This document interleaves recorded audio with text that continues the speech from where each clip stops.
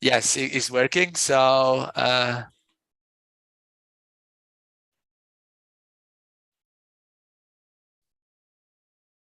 it's taking just a few seconds to connect, and very, very soon we'll be broadcasting.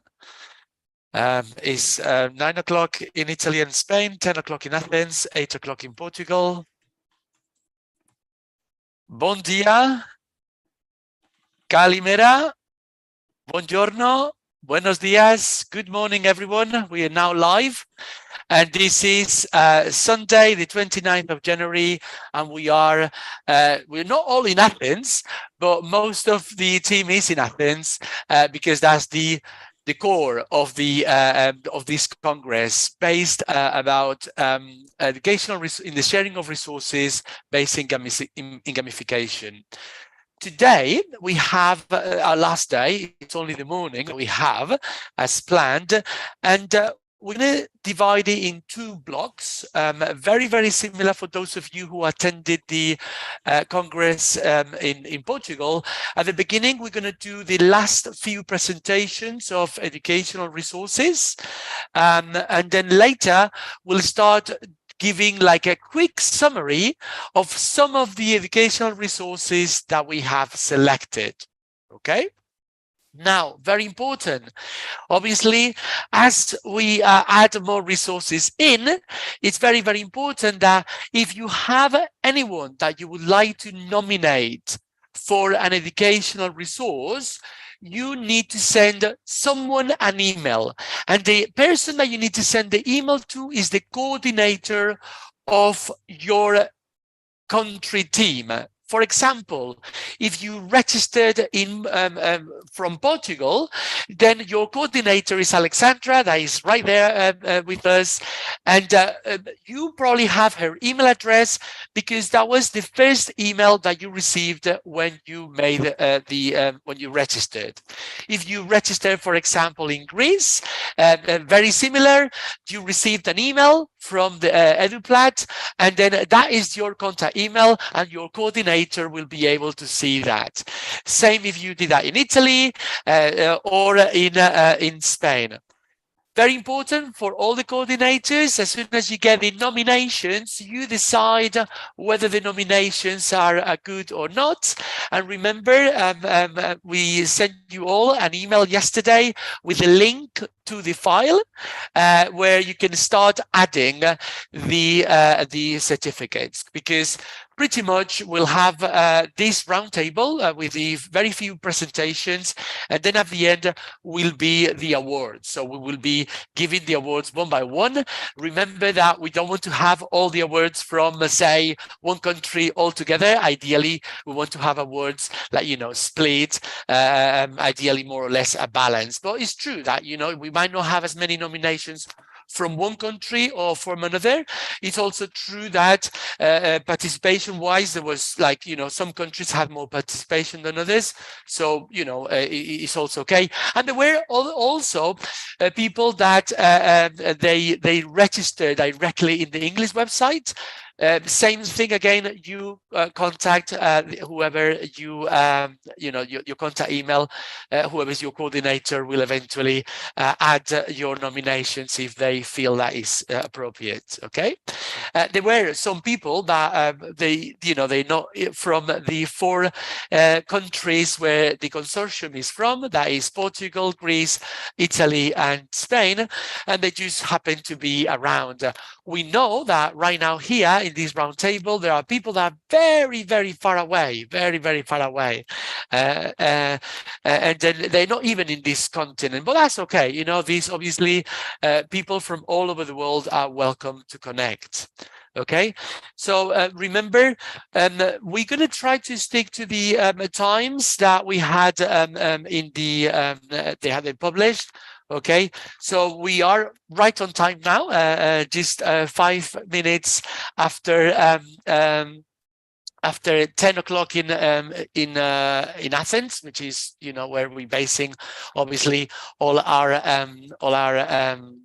our timings. It's 9:05 in Italy and Spain, and 8:05 in Portugal. And obviously, you know, we really need to congratulate the Portuguese teams and the Portuguese participants, because for them it's a very early wake up on a Sunday morning. Okay. Now, having said this, I'm going to give the microphone to Alexandra, who has just volunteered to be the moderator of this roundtable. Okay. Well, I don't know how much of a volunteer that was, almost like, you know, an encouragement from my side. Okay. But in any case, she decided that, you know, she wanted to take the challenge, which is not, you know, we are between the family at the end of the day. We're all teachers, we all share resources, and, you know, we want to make our lives easy. And to make it a little bit easier for Alexandra, I'm just going to say very briefly some of the people that are going to be presenting now. So we have Daniela. I don't know if Daniela is, yes, Daniela is there. Okay, is there many pictures? Well done, Daniela. Bon dia. Okay, we have Marios. I don't see.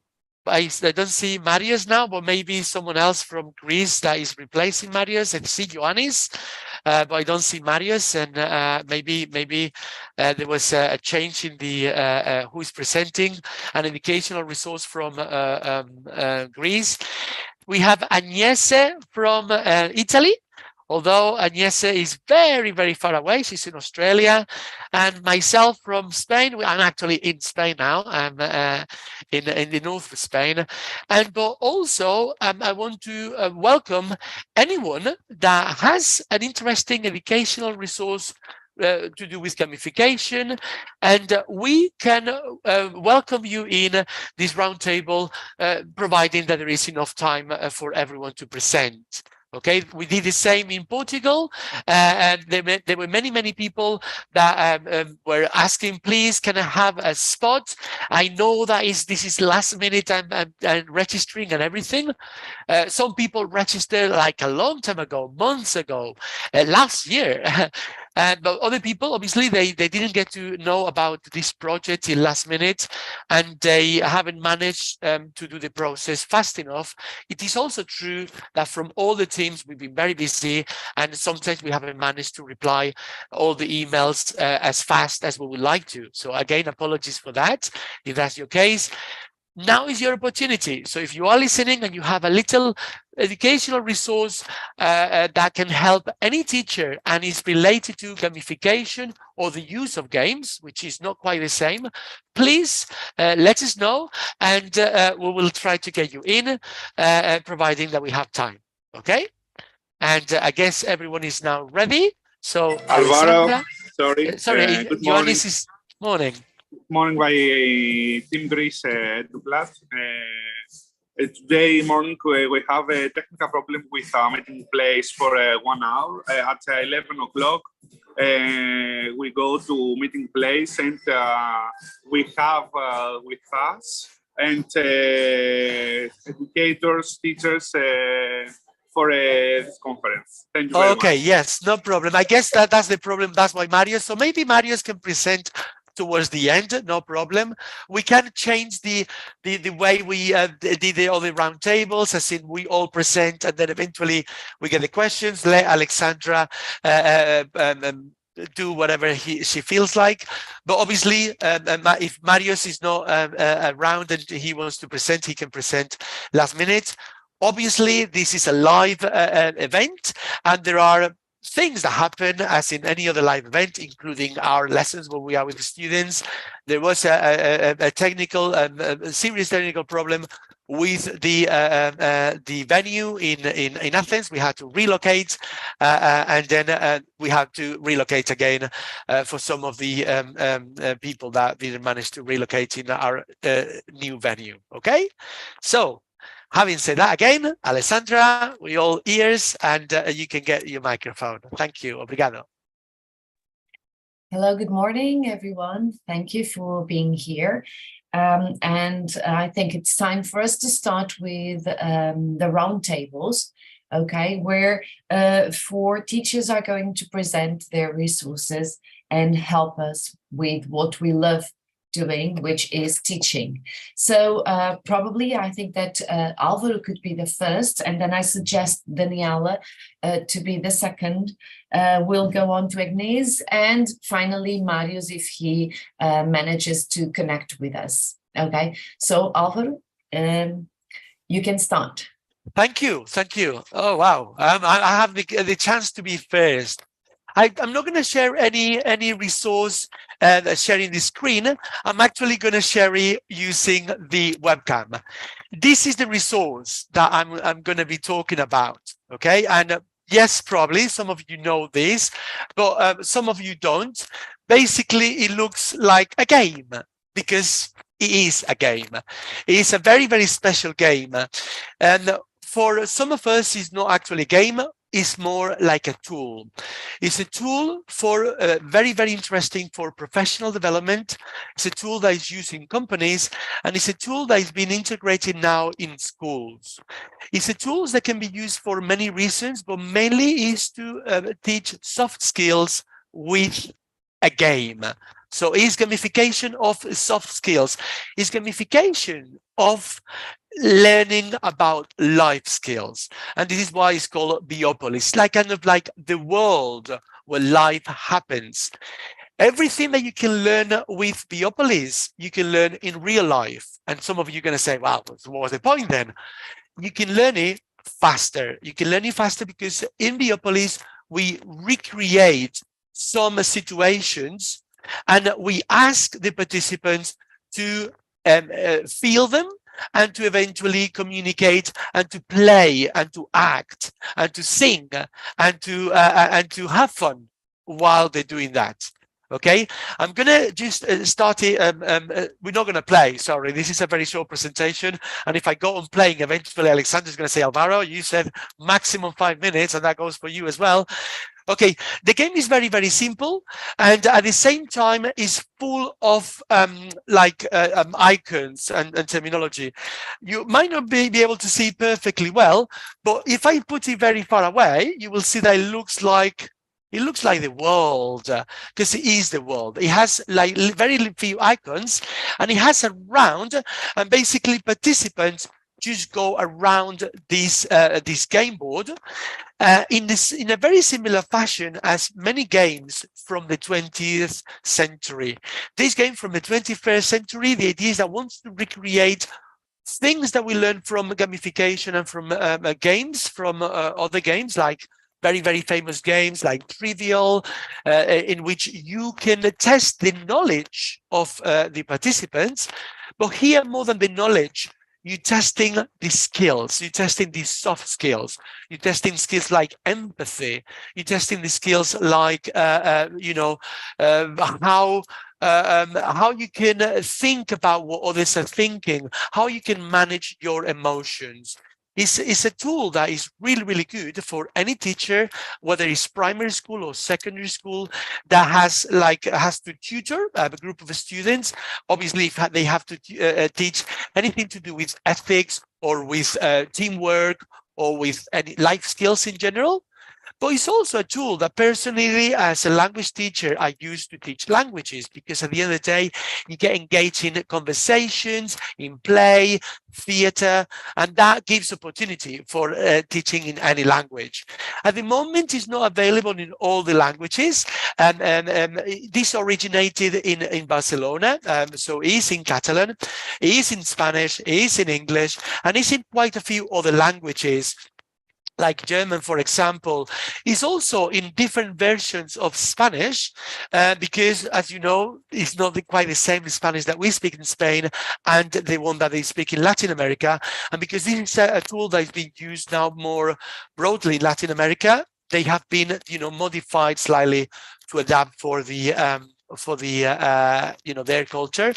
And there are versions for younger children, for adults, specific versions for people that are doing sports, so that they connect more with the sports, and there are more versions coming. If you want to know more about Biopolis, then to be honest, I'm pretty sure that if you Google it, you're going to find it. It's a tool that you can purchase online. But we feel that is very, very important, and this is something that we add And when I say we, people that are from my own project that I direct, Educational Paths, we train especially teachers that want to use this tool in the classroom. Obviously, in a 5-minute presentation, I cannot really show you how to do it. There is a lot, and teachers that get to do that, they can actually get a certificate to train within the classroom, within the educational system. And it's something that I encourage everyone. And because Biopolis is one of the sponsors that we have in EduPlat, in this Congress, at the end of this, today, you will see that there is a possibility of doing that for free, because there are prices regarding this training. But obviously, if in your school you have some credit or budget for training, it will be a great opportunity, wherever you are, to connect with Biopolis and use the tool in your countries, and maybe develop the tool more specifically to your own country, especially if you are in Greece. I don't think anyone has used it yet in Greece. It has been used a little bit in Italy, but it's not very well known, and a little bit in Portugal, but the same thing. Okay, so thank you very much for listening. I give time for someone else. Questions later. Thank you. Thank you very much, Alvaro, for presenting this resource. And later we will be talking about it, and we'll be asking some questions to clarify how to use it. Now we'll move to Daniela. So Daniela will share her resource with us today. Okay, thank you.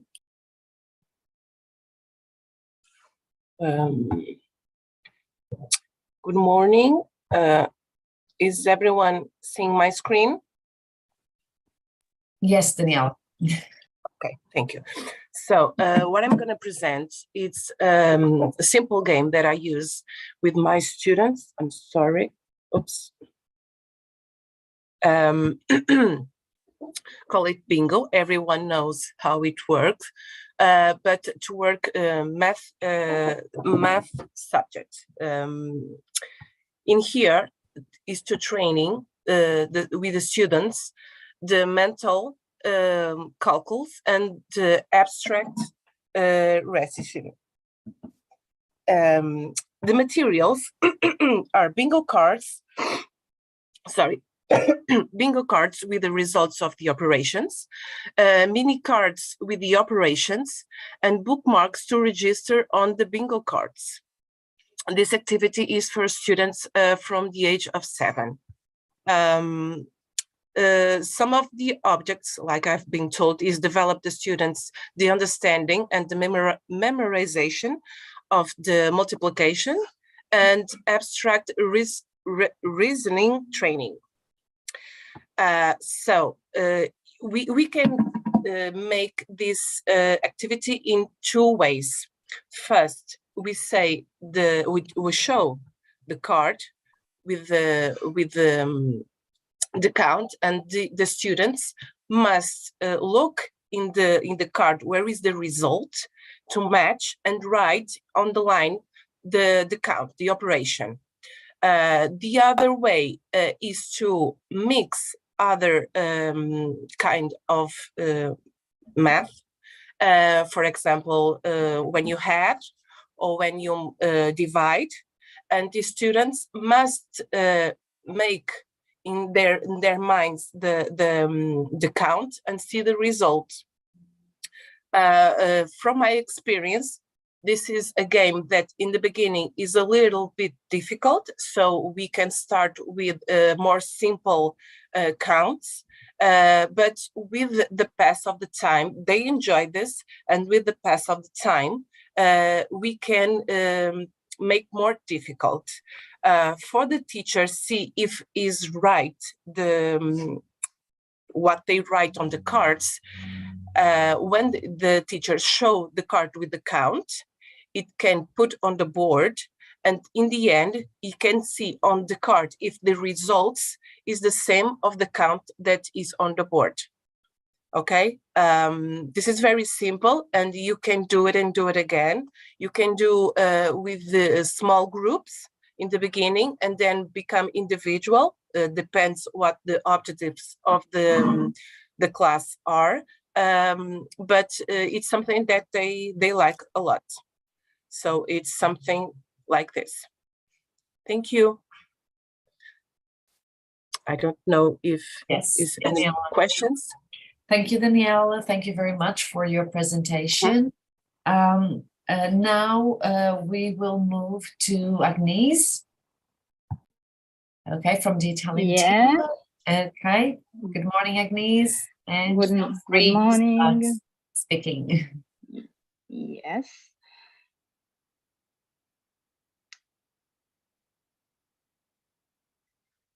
Okay. I'm really excited to talk with you today. Thank you for being passionate about my English. I'm going to talk about Corpora Tabù, a game to learn Italian as a foreign language. Just few words about me. I'm Agnese, I'm from Italy. I'm a primary school teacher since 2017. And I've got a certification to teach Italian as a foreign language. So actually I'm in Australia to improve my English and studying about new research in linguistic educational research. Today I would like to talk with you about gamification in teaching and learning languages.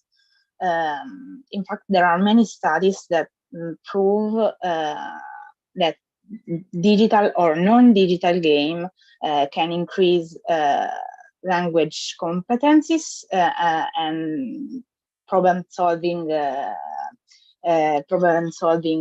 abilities and stimulate motivation as well.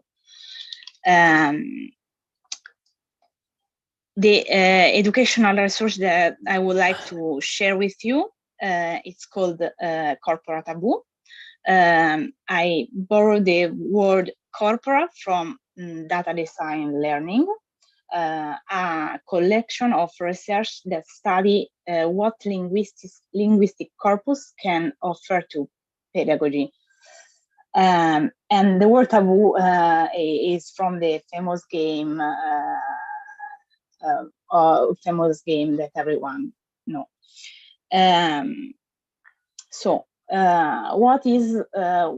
What is a corpus? A corpus is, as the name suggests, is a body of sample language that is stored in computer database. The samples are taken from authentic search of language, written or spoken. There are many corpus websites, and many of them can be accessed for free. I use Scale, a user-friendly corpus tool from Sketch Engine. The first step of my activity is make with the class a list of keywords. For example, from a situation about a topic of studies. In this case, for example, I did it with my class about one history topic. The second step of the activity, I asked them to search for collocations through the corpus Scale. What is a collocation? A collocation is a predictable combination of words in a language. So after that, I asked them to create cards with the top 10 most frequent collocation of certain words. Finally, we've got all we need to play, and there are many options to do this. So, for example, collocation guessing game, guess to keep the keyword from the collocates, or guess missing words. So students can work in team and this increase motivation and competence in language. There are many positive effects such a game like this. So self-discovery of language, concrete experience, and observation with reflection about the language. And finally, conceptualization.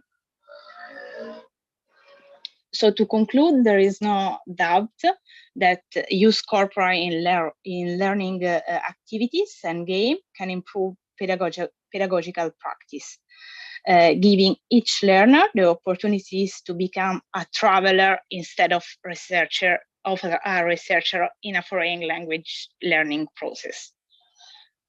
Thank you for listening me, and thank you for all. Thank you very much, Agnese. It seems to me that Marius is not with us yet, hasn't connected yet. So I will suggest that we start with the questions. I don't know if anyone has a question. If nobody has any questions, I can start. Okay, Alvaro, I know that you always have a question, right? Yeah, I love questions. I love questions.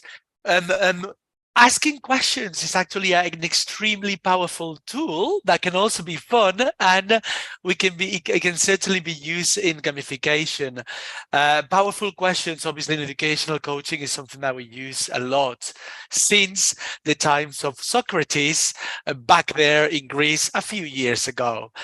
Now, I'm also going to suggest, please, guys, remember that you can take a piece of paper and think of questions or reflections. You can make comments on what other teachers have said.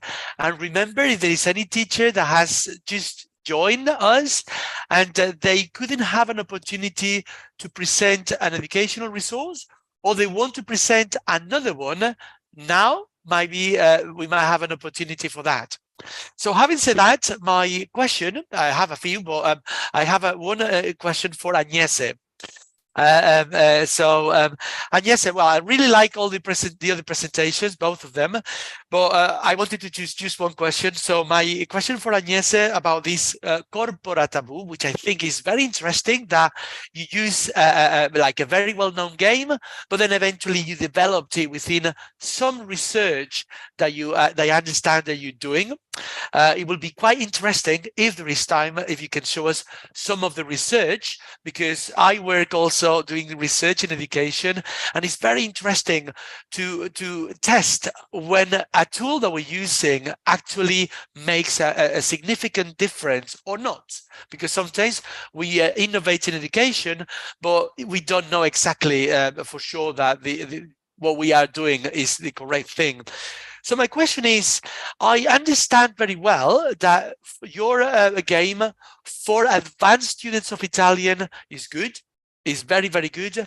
I find, because I used to teach Italian, but I taught Italian for beginners, and I don't know how I could have fit your game for beginners or even for pre-intermediate students.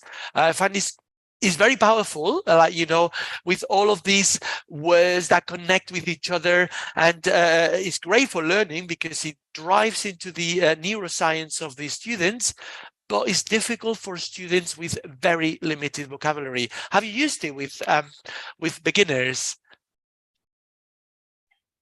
Yes, the example that the picture that I put in the presentation were in a second grade of primary school in Italian. So the students were Italian native speaker, but many of them were learning Italian as a foreign language. So you can maybe fit this kind of research with a picture and multimodal resource, so audio, so video inside a card using, for example, powerful tool like Genially, an online tool really powerful in my opinion, and you can create card like this with also multimedia research. Thank you. Grazie, Agnese. Yeah, I was just thinking, or maybe your students in Australia are extremely good. I know that there are many, like Italians in Australia for sure, but there's also many Australians that have relatives, ancestors in Italy, and their Italian is, like, you know, above what you would expect from, you know, someone studying Italian as a foreign language. But thank you very much. Grazie.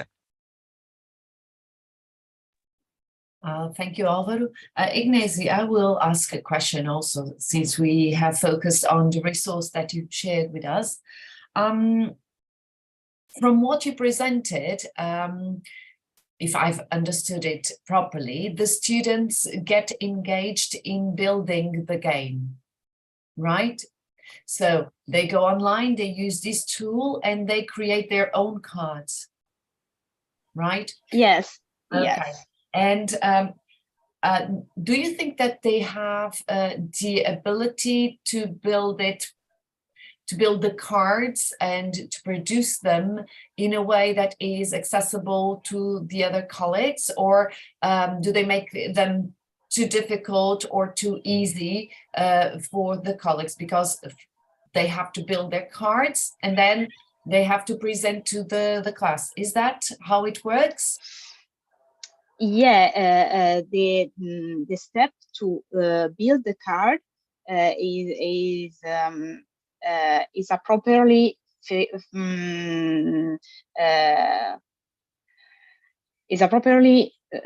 kind of learning activity. So they start to search pair-to-pair with the tool online. Obviously, the teacher can be a guide for them, especially when they are really young. But yes, they basically can produce cards that then they can use as a game. Okay, thank you. And you've spoken about digital versus non-digital games. Do you transform this digital game into a non-digital game by printing the cards and having them using the cards in classes? Yeah, the first time was a non-digital game, so I asked to the class to create the cards in their notebooks, and then I print for them. But you can also switch the activity in a digital activity through tools as Genially, for example. Okay, thank you very much, Agnesi, for sharing your experience with us. Okay, and we'll be happy to try it with our students. I'm an English, I teach English, so I think that this resource will be very useful for my English lessons. So thank you very much. Okay, I don't know if anyone has any questions for Agnès. Okay, everyone is feeling very tired today, it seems to me. Sunday morning, difficult time, right? Everybody wanted to rest a little bit more. Okay, so I'm going to continue, and this time I'm going to address to Daniela. about the Maths Bingo, which seems to be also a very interesting version of a very traditional game that all of us know and all of us have already played and still play when we are with a group of friends. This adaptation of bingo seems to me to be quite interesting. Especially because you talked about the fact that you usually use this game with 7-year-old students, right? And you try to adapt the game by using different kind of operations, multiplication, division, sums. Do you think that this game helps students to develop their abstract thinking like you wanted them to do? Or do you think that they get more engaged in trying to win the game and to not paying so much attention to the different steps that they should take in order to solve the operations and to win the game? Yes. So when I present this game, first I think what are the objectives? Is them to play and try to win, but to they try to win, they have to do the calculus mentally. So they are working and they don't realize that they are working. They are thinking. They are making their own strategies. So of course, in the smallest, the youngest students, their principal objective is to win, but they eventually have to work, have to think, have to make calculus to win this game. So they have, it's implicit to the game. So I think that it's a way that they work and they don't realize that they are thinking, that they are working, and they enjoy. And tell me, sure that you are going to share with us the template of the game. Yes. Which will be very useful for all of us. Yes. To try to use it with our students. But do you think, does it take too long to make everything, to prepare all the cards, or is it something that no, it's very easy. Yes, it's very easy, and we can do online on Word, for example. But of course, I will share the templates. And it's a game that doesn't take too much long on the class, which is good because the students do not get bored, and it gives a sensation of, I don't know, it's something that is quick and they enjoy. So it's not bored for them. But it's very easy to do the materials. When we have the templates, it's very easy to fold all the spaces. And it's my advice is to, I don't know what's the name, plastificar, sorry, help me, Alexandra. To laminate, yes. Yes, and it's something that we can use and reuse again. With a lot of students, and it's very easy to manage. Yes, because you said that you ask the students to write the results yes, on the card with the marker. So yes, I've got here. So this is the, sorry, I have to take, but I will share. But it's a little bit blurred, but yes, but we can. Yes. But tell me, you don't have an automatic template, for example, you have to think about the number that you want there. Yes, yes, because, for example, if we are working with the multiplication of 2, the results have to be the pair numbers, for example. So we must think, and there is nothing automatic to put the results. But it's something very easy because we just have to change the order of the numbers, and not all the numbers have to be on the cards so that they can feel. But it's very easy to do. And I was thinking that probably this game can be also adapted to older students with fractions and something like that. Yes. Which is also very interesting. Okay. Yes. Thank you very much, Daniela, for sharing your resources with us. Any other questions that you would like to ask, Daniela? No? And what about Alvaro? Alvaro also presented his resource. It's funny because we started with Alvaro, Daniela, and then Agnes, but the questions were the other way around, right? We started questions with Agnes, now Daniela, and now let's also ask Alvaro to explain a little bit more about what he presented. Do you have any questions? No, so I'll have to ask, right? If you want, I can give a little bit more information because I try to keep it short, and maybe that will arise questions. Yes.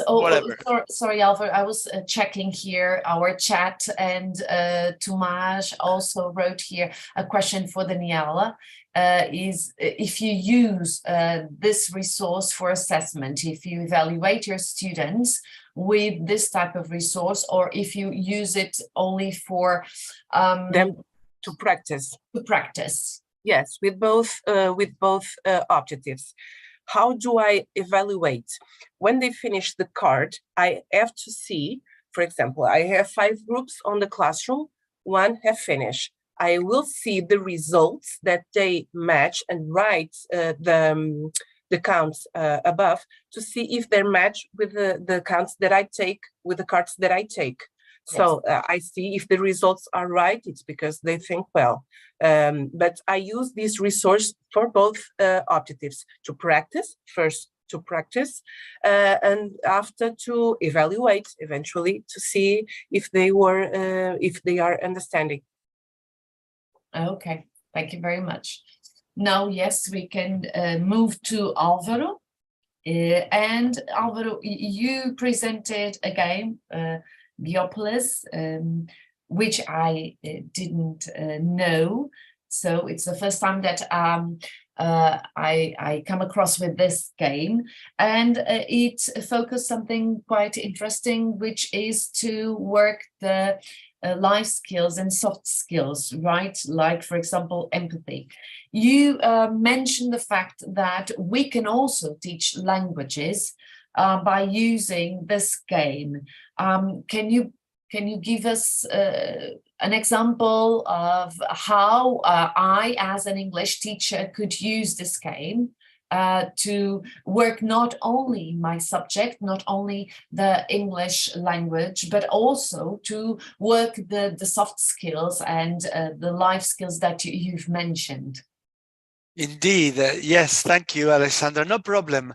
So basically, the game, I mean, I show you the board, but basically around the board you have different sections, and they're based on the life wheel, the wheel of life.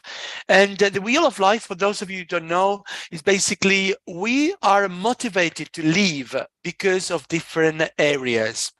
If you haven't followed personal development training or a study like this, I'm going to point you to a resource that is very, very interesting, and this is available for everyone. Even children can have fun doing this. And it's a film, one of the best films ever, Inside Out. If you remember the film Inside Out, you have different emotions, but you also have the main character of the film, which is the girl that we see inside her brain. She has different pillars that are supporting her life, like family, like studies, like friends, like hobbies. So the game is based on this wheel of life.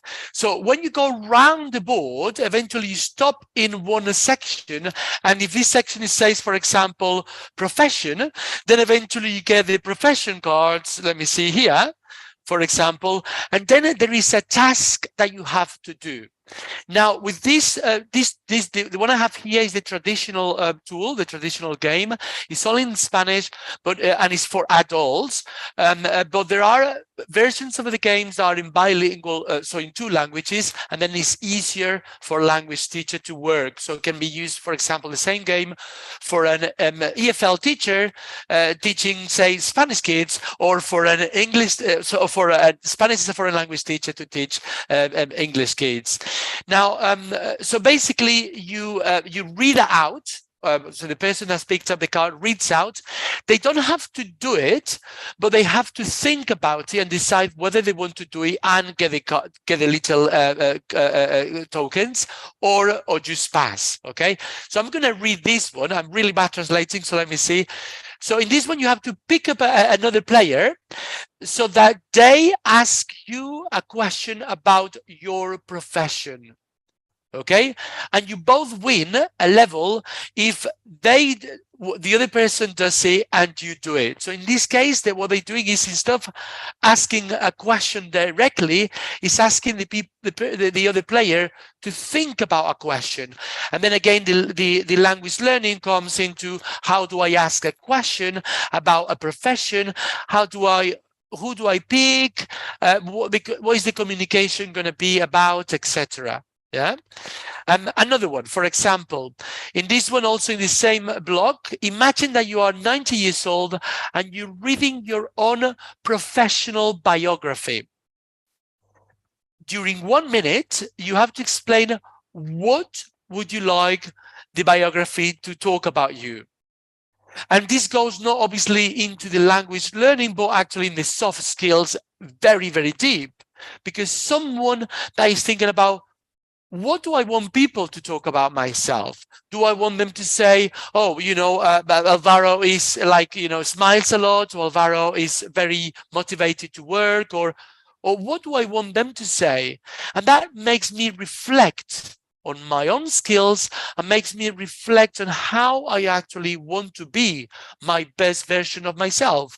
And this is very, very important in personal training, because at the end of the day, when we're talking about professional branding, all the other brands are taken. You have to be yourself, but you can be a better version of yourself. You can always improve some of the skills. And the main way to do that is reflecting. And with this tool, you get lots of techniques to reflect about your own life in these different areas, and therefore to be a little bit happier.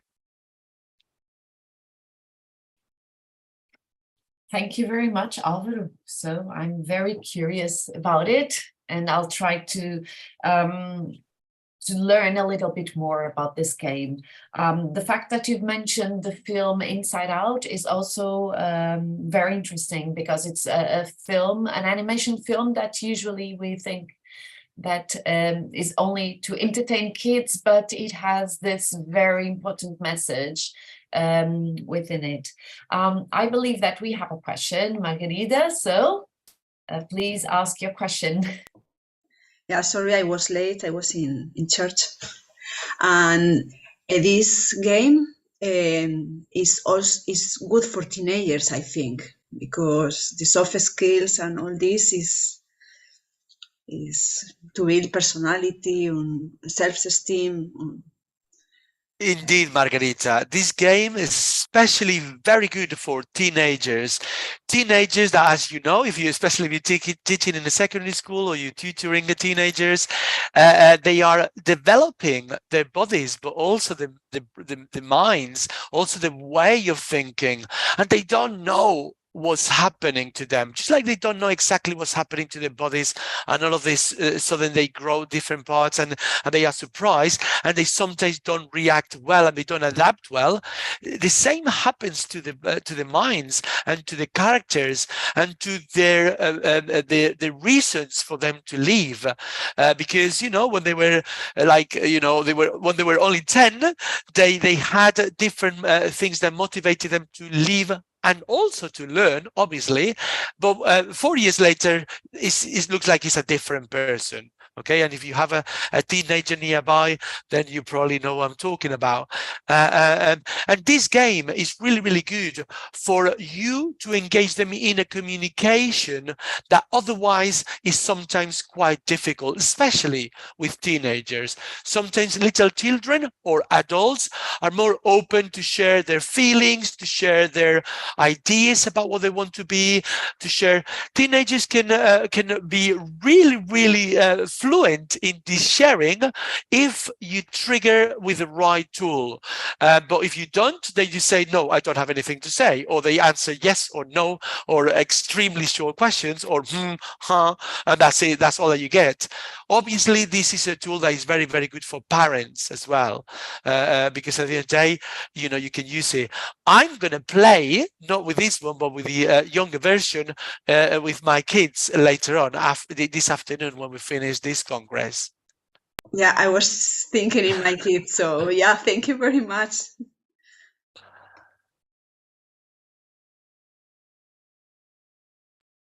Are there any other questions? Yes, can this game be tried online, or is it only a physical game? Okay, very good question, Francesco. Grazie. It can be done online. Now, there are a few versions, but they have been developed now. In any case, remember that you can play the game. You get the game. The instructions to just play are extremely simple. There are different versions. You can do like a 30-minute version that all that you do is you just go around this wheel, you stop in the different places, you ask the questions, you try to do them, they get the tokens, and wins whoever gets the most tokens. But the game, especially for teachers and educators, is a lot more powerful when you get the training. And then the training gets done online, and you get the resources to be able to do that, the sessions online. But some of them are being developed. So at the moment, we do, even when you do it online, I say, for example, I've hosted a conference with like many teachers and teachers to be. And we were all online, but we had the tool, and basically they were just going around virtually. So basically we recreated the game. At the end of the day, the most important thing in the game is the cards, is the cards that they are specifically thought using research from especially the last century that we developed in positive psychology, in coaching a lot, and these cards and these questions and these dynamics are the key of the game. So you can actually have one version that will be very extremely simple, the one that we've played. I mean, I just read you 2 cards, and some of you probably, when I was reading the cards, your brain was thinking, and that was the idea. If your brain was thinking about what would you have answered, you're already playing, you already engaged. Whether you are actually acting it out or whether you actually do it or not, it's not compulsory. It's important your own thinking. Yeah, it is true that sometimes we think that we know everything about ourselves. Who better person to know about me than myself? But sometimes we don't talk with ourselves enough, and when we do it very quickly, and because we don't transmit it to others, it's not ideal. That's why, for example, writing diaries and answering these questions and communicating and acting in front of others and having fun with your own reflections of your skills is so important, because when you do that is when your brain goes deep into what is inside your own self. Thank you. But is it better to use it as an icebreaker, or when relationships need to become smoother? That's a very, very good question. And I'm pretty sure that most people already have the answer, including yourself, Francesco. Most of the times when we, the trainers of this game, get to be called, is because there is a problem. True. Maybe with in a company, for example, obviously they have more resources, especially economically, and they say, oh, you know, our team is not connecting well. And that's when they say, okay, let's do something that creates them into engaging to working better. It can be the same in education. Ideally, it would be good if teachers, I mean, we've seen in this Congress many activities with gamification that involve students working in groups, working in teams. Sometimes they're working in groups only, they're not working in teams. Sometimes they actually engage and they are collaborating. Say, for example, with Daniela's resource that she presented just now, I mean, her students have to collaborate into doing this math game, but at the end of the day, they have to solve the math problem. But are they collaborating deeply, or are they just trying to say, you know, I just want to get the point, or you know, or I'm doing this for the game, but that's it? Or are they connecting with each other? Is that game actually useful for them to connect a little bit more? Is he improving their relationships? Because at the end of the day, in school is when students are also learning to establish healthy relationships with each other. Or is it the competition so so strong that they actually, you know, trying to push each other and competing against the other team only, and not even helping with within the team?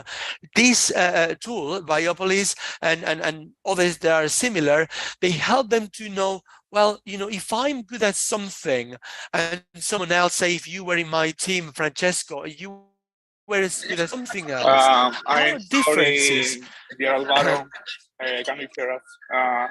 We're going to... Sorry, there was a, like Ioannis was... sorry, Ioannis, do you want to say something urgent now? Yes, we're going to have to leave temporarily for a few minutes to go to a meeting place, and we connect again in a few minutes. No problem, no problem. Okay. Okay, see you later. See you.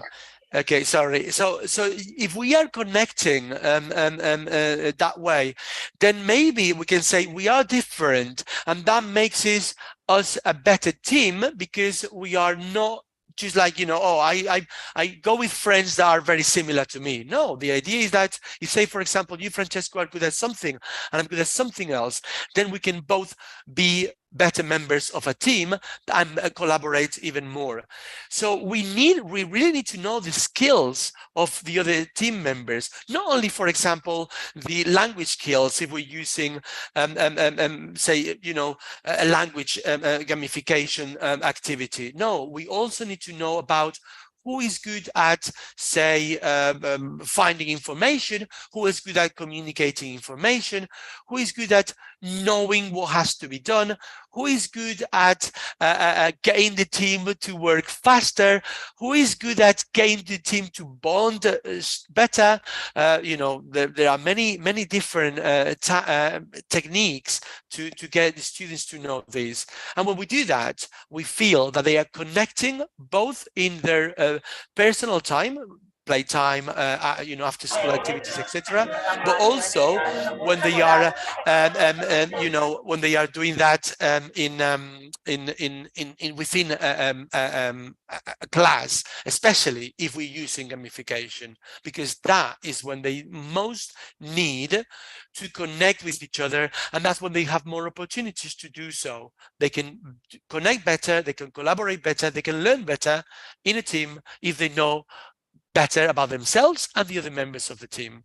And that's why in this tool, in this game, Biopolis, we actually, you know, share our feelings if we want to. They never force to do the dynamics.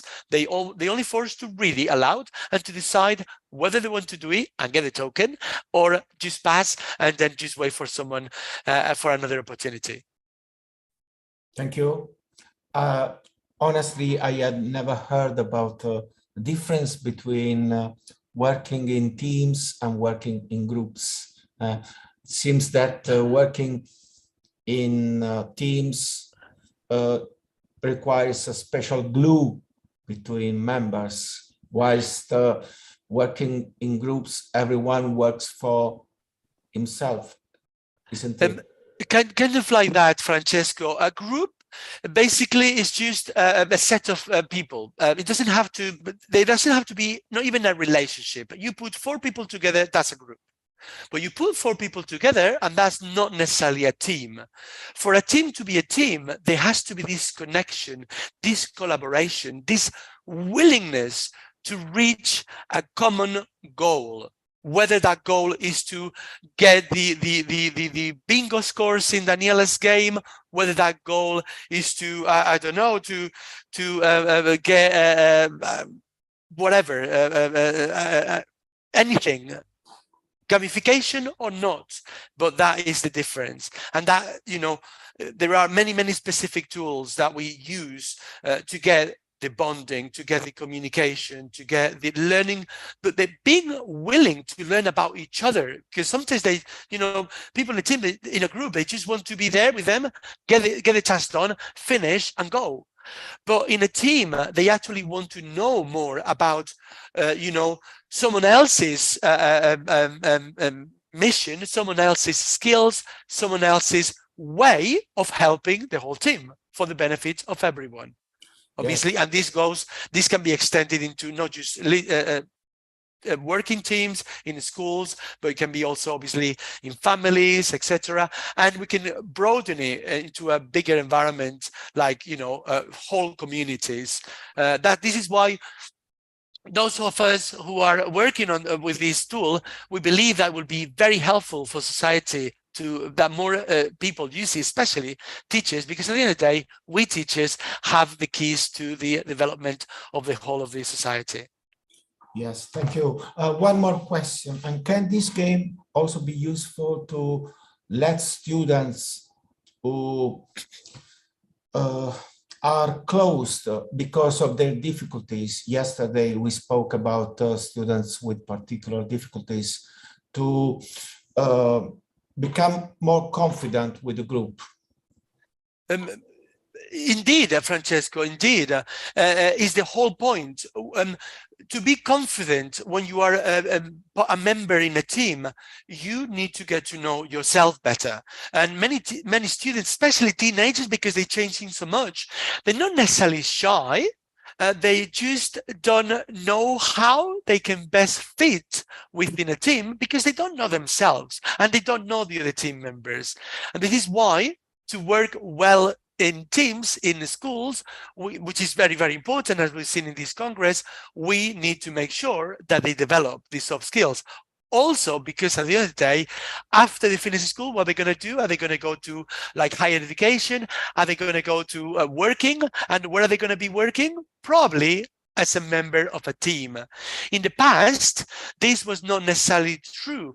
In the past, even before the Industrial Revolution, people just work on their own often. Within the Industrial Revolution, they worked with other people, but within machine.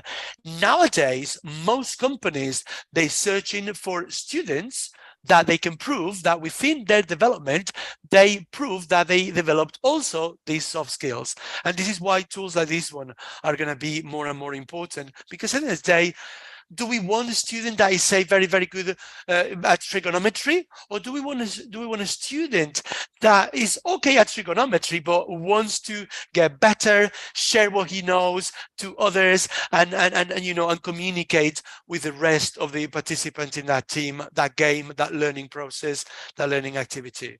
I prefer a student of the second, you know, the second group, the group of students that they have developed also these skills. Yeah. Yes. We are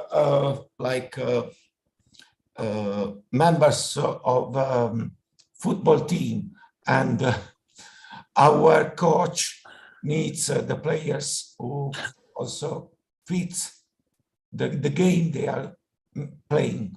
Yeah, there is even actually a version specifically for sport coaches or sports teachers, because sometimes us teachers, we get to have to volunteer to be a sports coach, sometimes with very little training. And, you know, PE teachers will know that is not the same. You know, different subjects have different skills. So yeah, it's also interesting. I think Thomas has a question.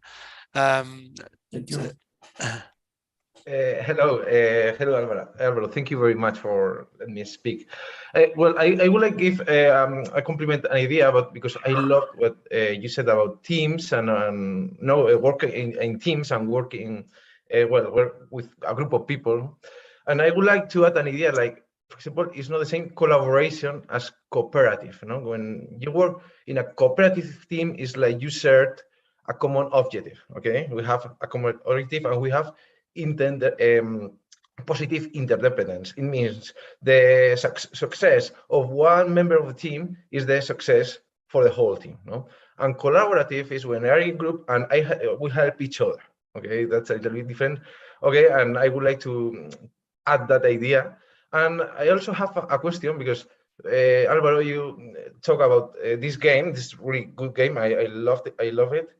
But we said like the concept about gamification and game-based learning, because I think this will be game-based learning instead of gamification, because gamification is when we introduce the different elements of games and the dynamics and mechanics in known playful context. You know? So maybe that difference is more like game or more gamification. Well, it's not a game; it's game-based learning. And you know, we use a game in order to get objectives, learning objectives. Yeah, I totally agree with you, Thomas, in both. The difference with collaborative and cooperative, both can be done in groups, but better in teams. But obviously, when you actually share the same objectives, the reason for the team makes it easier.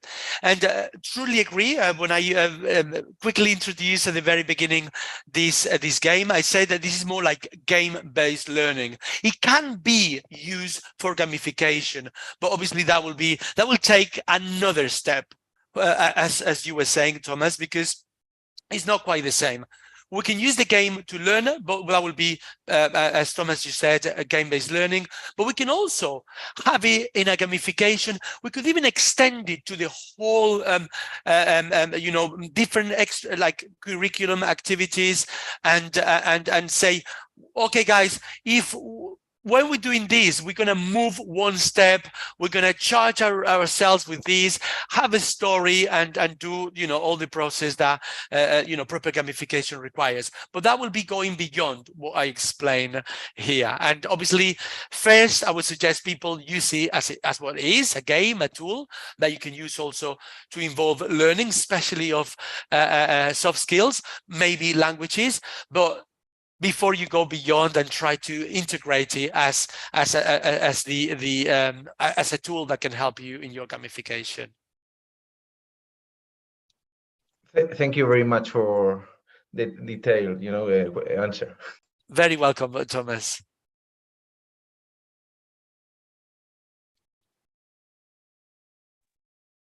So it seems to me that there are no more questions. But as I can see that Marius is already with us, and if he is willing to present his resource, I will share the microphone with him and ask him to present it. Marius, can you hear us? Well, it seems to me that they are having some technical issues because we can see them, but I believe that they cannot hear us. Okay. So some technical issues. Alvaro, I don't know if you want to talk about what is going to happen after Mario's presentation. Okay, yeah, well, Marius is connecting. So after Marius' presentation, remember that we are giving opportunities for anyone that wants to present another educational resource that hasn't had the opportunity and is right here now. So that this is a very, very good chance to do that.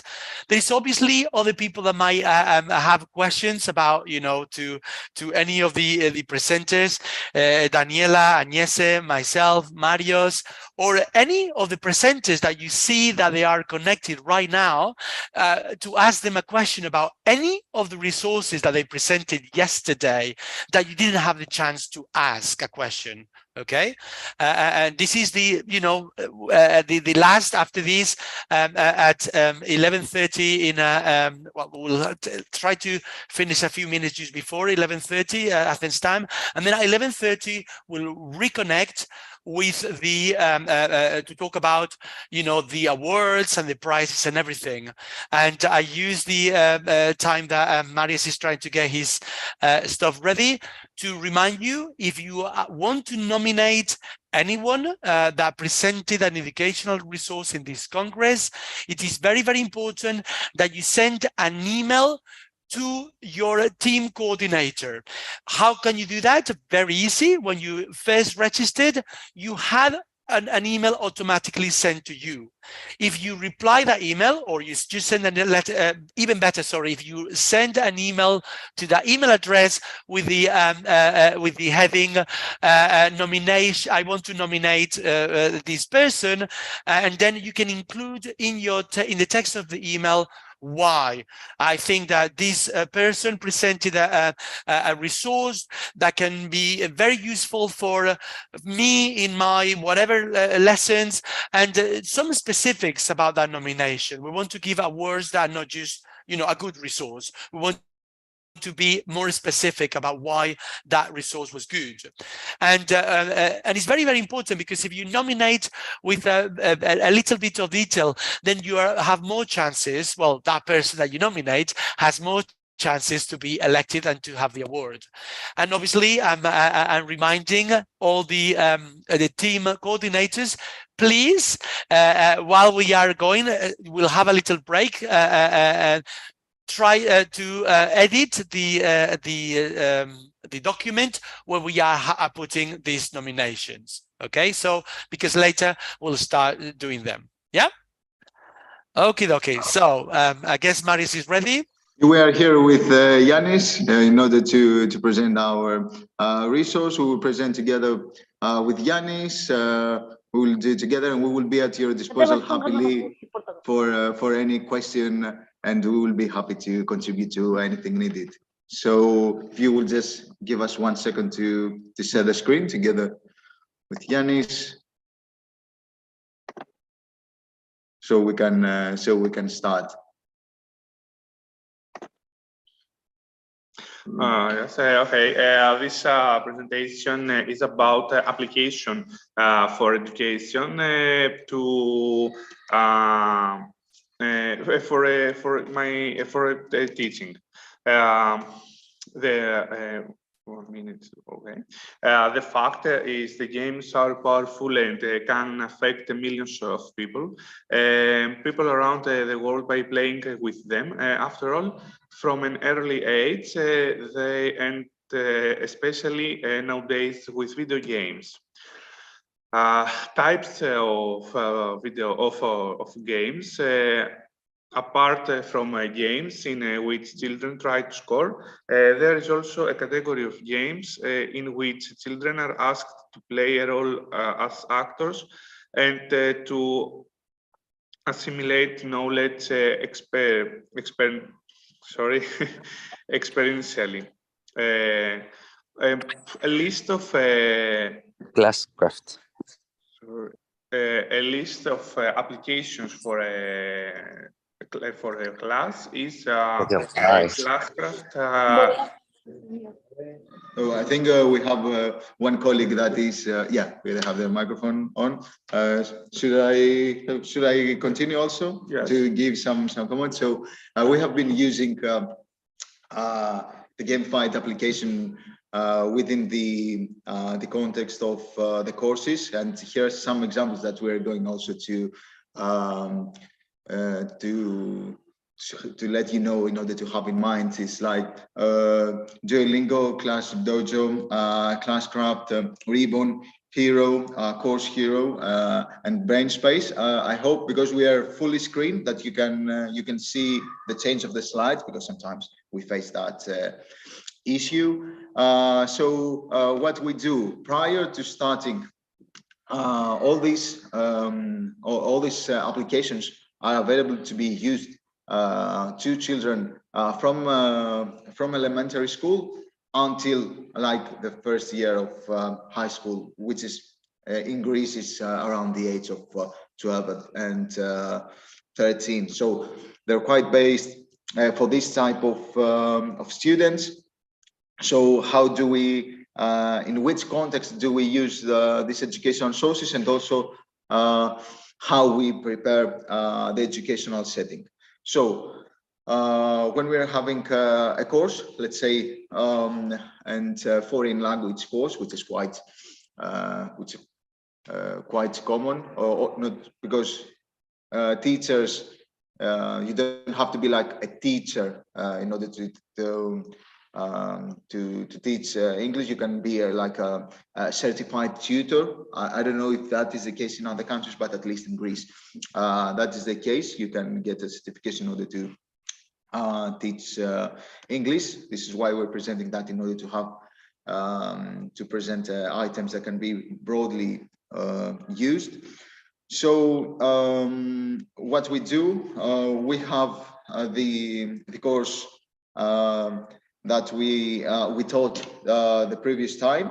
So in order to do a revision, do a test, in order to verify the learning outcomes, we are using this gamified approach. All these applications have similar elements in common, that are they are small videos that are explaining an educational field, an educational matter, which is can be English, can be math, can be various educational elements from different courses. So based on the things that we said the previous day, or the previous time that we had this course with the same classroom, what we usually do is like we revise, we do a test, or we check the exercises that we had for the coming day. So an alternative to that, in order to first revise, give give an optical presentation of what we said before in the previous time, aiming to to give even more context into what we're saying. We're using this application, usually small video and exercises when you can drag and drop some sentences, and what we usually do, we do it in small teams and say, okay, we have like 30 questions and we have like 3 teams, and we split them into 3 teams. So what do? We say, okay, we have the 3 teams. A nice tip over here is to have balanced, sorry, we have one microphone open from our participants because we are in the physical place. So what we're doing, we're splitting the groups of 30 students to 10, 10, and 10, but with equal dynamics. So we won't have, dispute among the students that one team is really, really winning. So what we say, we have 30 questions, and we're going to see the videos, and then we're going to play the game where we drag and drop the answer. We have multiple questions. And then we say, okay, team 1, question 1, the answer. And we see if it's correct or not. Team 2, the second question, they answer. Team 3, the third question, and then they answer. And then when we see like how many mistakes every team made. Let's say that the team 1, they made 6 out of 10, the team 2 made 5 out of 10, and the team 3 made 9 out of 10. The other teams are getting the questions not answered correctly by the other students, and then we say, okay, you have the chance to steal this point. And then we get like a nice competitive game using these applications. Of course, something which is really important when you're doing this setting is to get really strict rules, and there's always has to be a moderator, which is always, of course, the teacher, to set rules when who speaks, who is going to how we behave during the classroom, because when you're using these tools with kids that are under the age of, let's say, 11 or 10, they tend to get really competitive, and sometimes, you know, it can cause small chaos inside the classroom. So with this, you're having 45 minutes of a classroom that you're, instead of doing test revision exercises, you're giving them the same educational result, but on the same time, with it is accompanied with an experience, and experience is something that's always it's always remembered by the people. We say in psychology, you don't remember many things of the people that you met, but you remember how they made you feel. So feelings and experience, which is really also important in the educational procedures, is quite a key element, and it's a driving factor in order to generate impact in the educational procedure. A few words about these applications. This is a Glasscraft. We manage the classroom. We have, again, what we said, the game masters, the leaders of the story, and we can then, with this application, measure the performance of the students based on points, and a reward system, which is a very basic, a key element in the gamification techniques.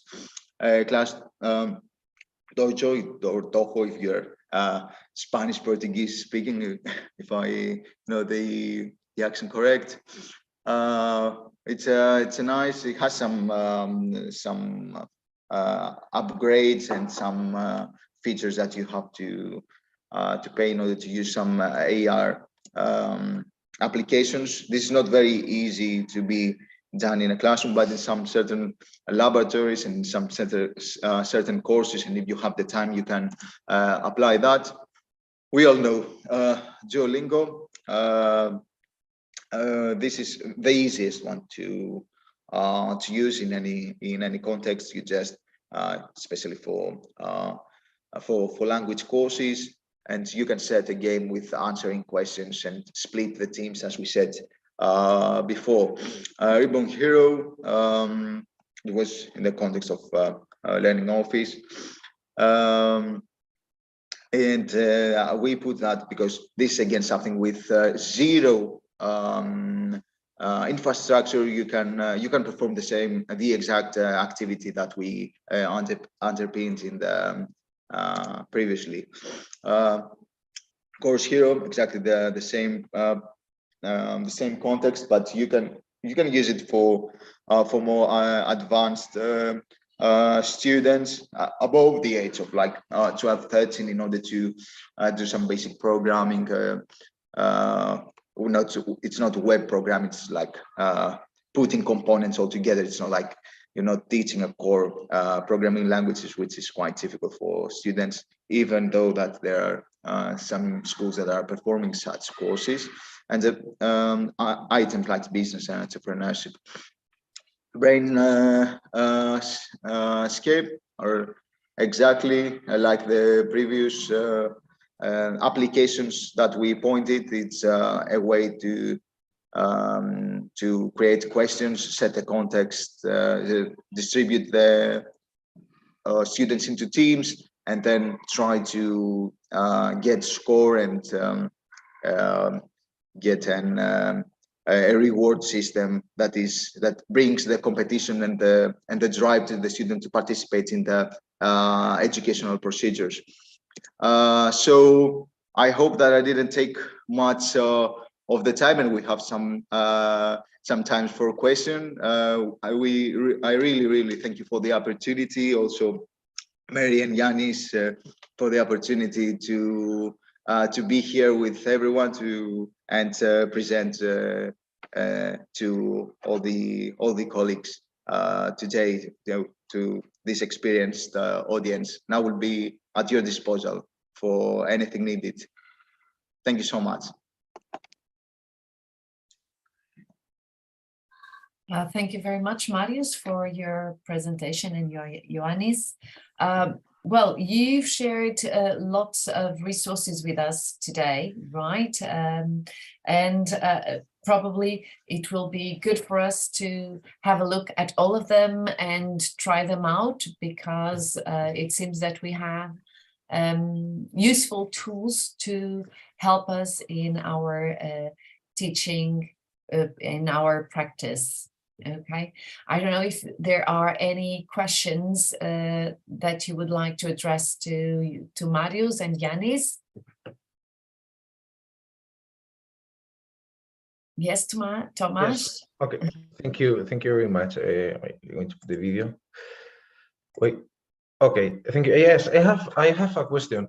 I love platforms like ClassDojo and ClassCraft, especially ClassCraft, because they have a lot of tools. Okay, but I find those platforms a little bit rigid. Imagine, for example, what happens if I'm a student and I don't like to be a wizard, or I don't like being, I don't want to be a warrior. That's the problem. That's the little problem I find in this platform. Or for example, as a teacher, you can modify, well, you have a lot of backgrounds, but what happens if you want to change the narrative, or you want to change the background, no? I find a little bit problem about that. And ClassDojo is good because it gives points, but it doesn't have a lot of tools, and it's quite rigid too. So what do you think about that?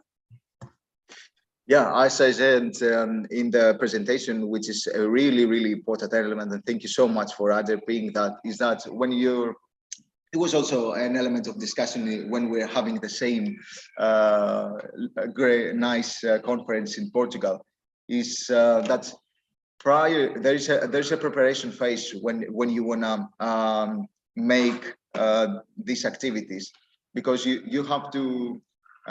What we find useful is not like we enter the class and we say, okay, guys, now we are going to do this. There is a need for preparation, setting certain rules with the classroom that we know how they behave. We don't do that in children that we are having, the courses for the first time, or we're doing like a small pilot implementation of one of these. It is with children with a class that we know. This is with the students that we have worked with, and we know how they behave in certain circumstances. These are tools available to be used, and it is what we usually do is knowing the classroom, setting very certain rules and barriers of behavior in order to be in position. Not to have these elements like, oh yeah, I don't want to be this team, I don't want to be this kind of character, I don't like this, I don't like that, because this is something that can get the things out of control quite easily, and we know that from, especially when we're working with younger ages, and this is very true, and this is the reason why I also underlined it in the presentation, that we have to have a certain setting. Thank you very much. Okay, I would like to share this is another platform for gamification, is my class game. You can try it and have a look at it. I think it's, well, it's good too. Okay, the all platforms are good, and they complement each other.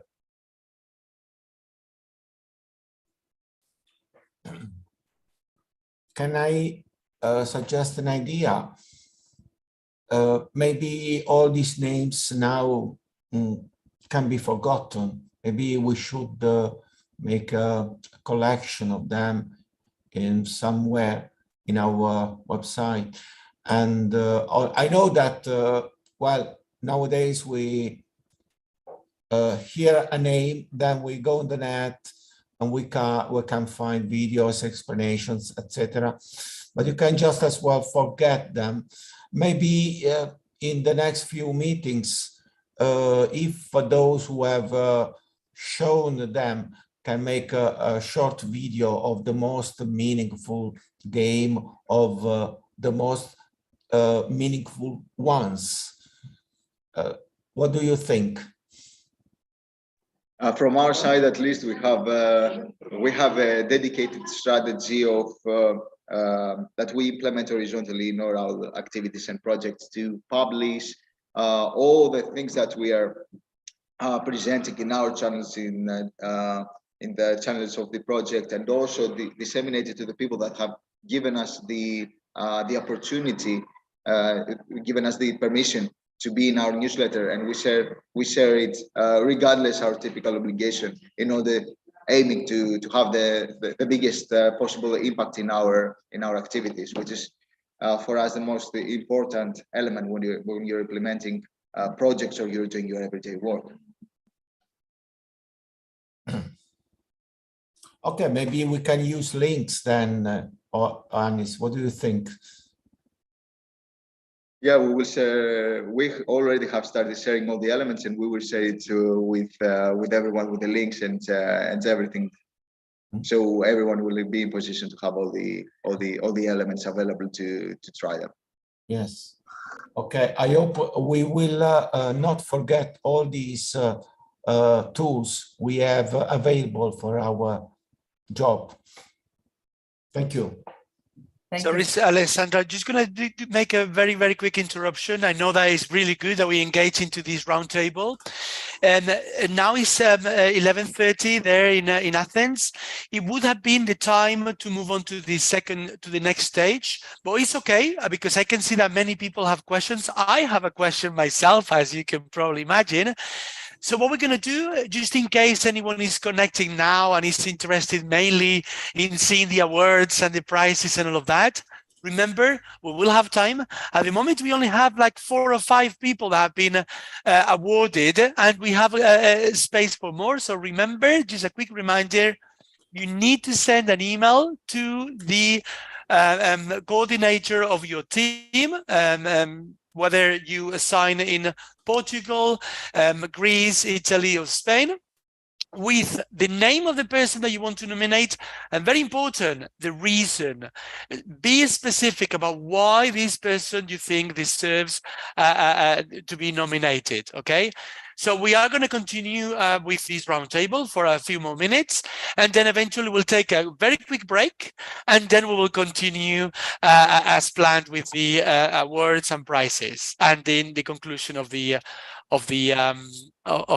event. Okay, so all yours, Alessandra.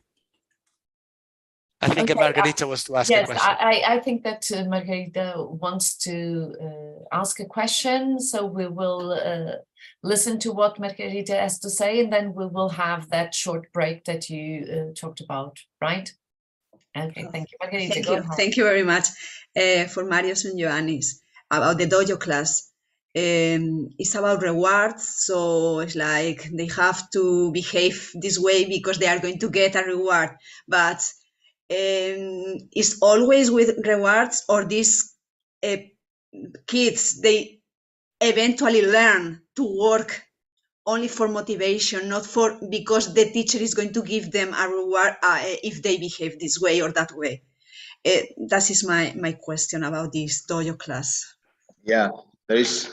You're absolutely correct. There is always, you know, if we go from the educational aspect and not, you know, the result aspect, you're absolutely correct. it is also to the narrative explanation on the professor or the teacher or the tutor to enhance to the students that we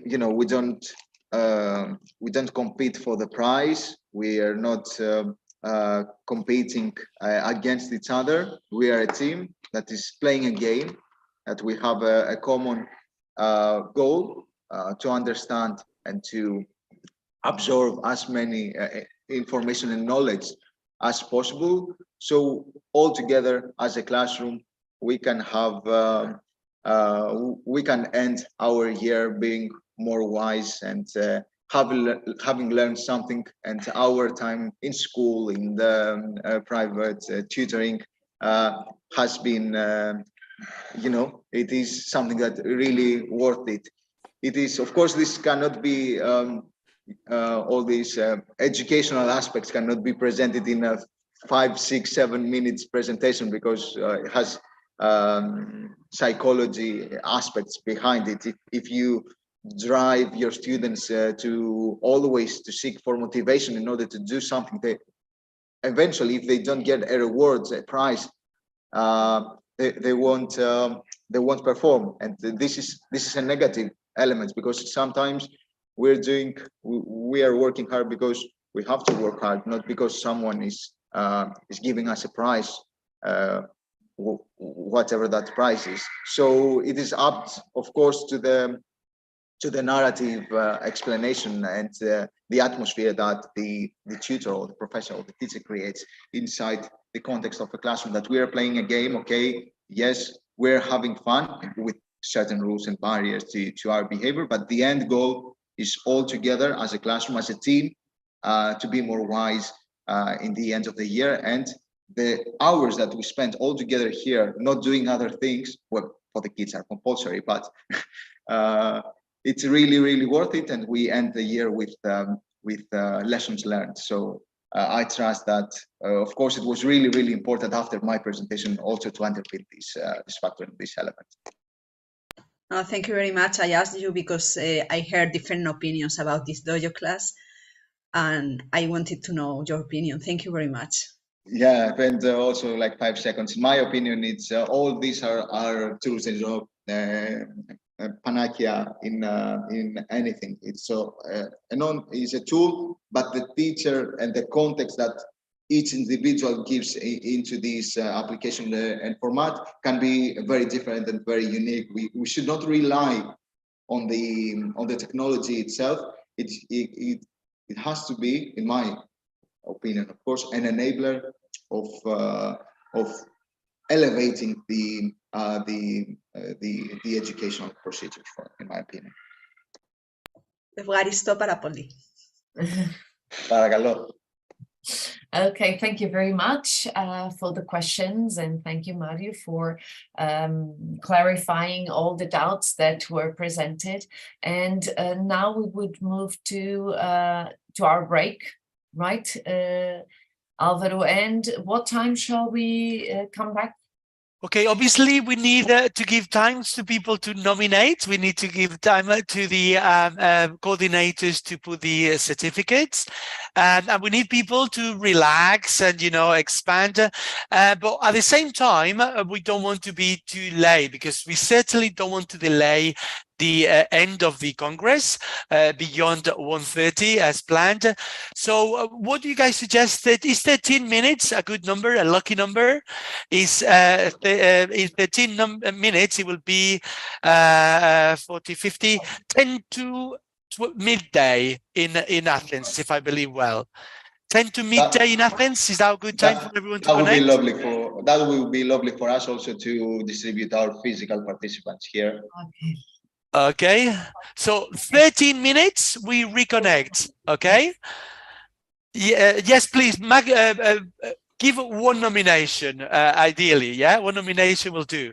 So back at, we said 11:50 GMT +2. See you guys. See you, bye. See you. See you, thank you. 10 minutes?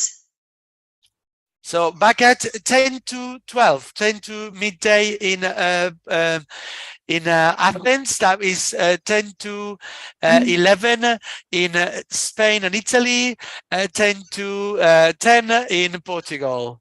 Thank you very much. Different timings, obviously, in different places. I'm going to disconnect now the broadcasting in YouTube, and it will be connecting again with a new broadcast. So if you are following us on YouTube, remember, just do the same steps that you did to